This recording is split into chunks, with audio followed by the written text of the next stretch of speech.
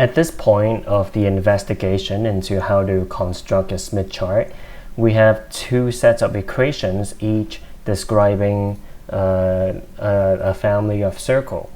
And if you select certain values of r and x and plot them out, you will get indeed a family of circles representing different r values, and on the right a set of arcs that represent various values of x from these equations. With this two set of circles, we actually have all the ingredients needed to construct the Smith chart. How? Let's pull them closer and closer and see how. Closer, closer still, and closer, and boom! Here it is, a Smith chart. Isn't this like black magic design? So on the left, I've included the two family of circles again, and you can see the Smith chart has all the full circles, only with more granular values of r that you can see across the chart, and various values of x where you can see them fanning out from the right side. So here's a Smith chart. This sort of a coordinate system for looking at wave impedances, normalized wave impedances. And there are lots of handy uses. In this lesson, we'll go through some basic operations. We'll start off with plotting some normalized impedance. Let's say that we have a transmission line with characteristic impedance of 50 ohm. And we want to plot 2 points. Start with point A. Point A has a load impedance of 50 plus J 100 ohm. We first need to normalize it in order to use the chart, and by the normalization is easy. You just divide ZL by Z0, and you are left with 1 plus J 2.0. So we want to plot this point on the Smith chart. So how you do this is first you find the real family of circle representing r equal 1. And that's easy, it's dead center, r equal 1 is in the center.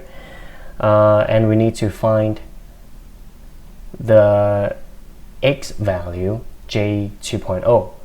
And for that, you look at values associated with the fanned out lines.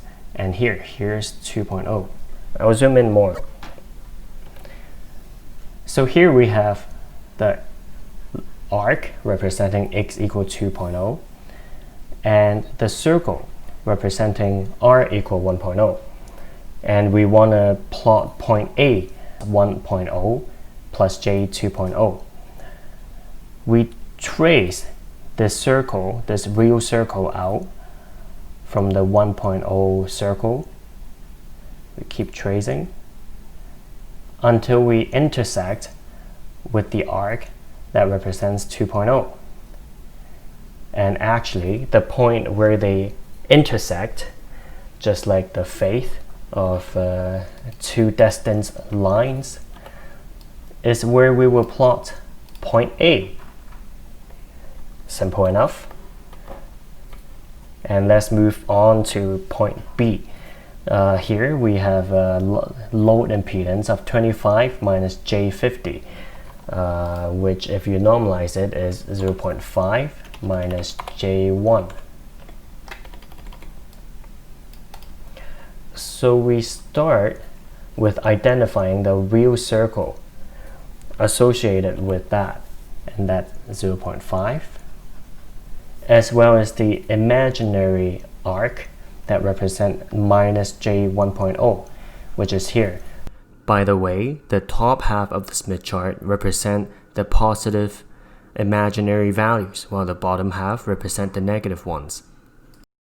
And again, we trace the real circle as well as the imaginary arc until once again we look at the point where they intersect. and that's the point. We will put our point B, and there we have it. We have plotted the normalized points A and B on the Smith chart.